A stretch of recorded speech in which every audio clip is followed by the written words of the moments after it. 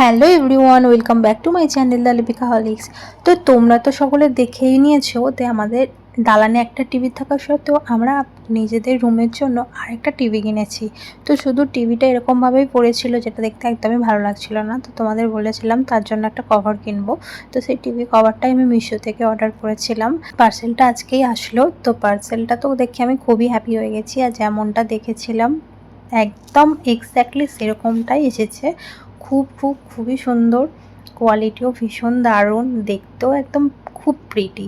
তো তোমরা দেখতেই পাচ্ছ এখানে বর্মশাই এটা আনবক্সিং করেছে আর আমি এটা ভিডিও করেছি। তো চলো এটা আবার টিভিতে লাগানোর পালা, তারপরেই বুঝতে পারবো যে এটা অ্যাকচুয়ালি টিভিতে কতটা সুন্দর লাগবে না খারাপ লাগবে।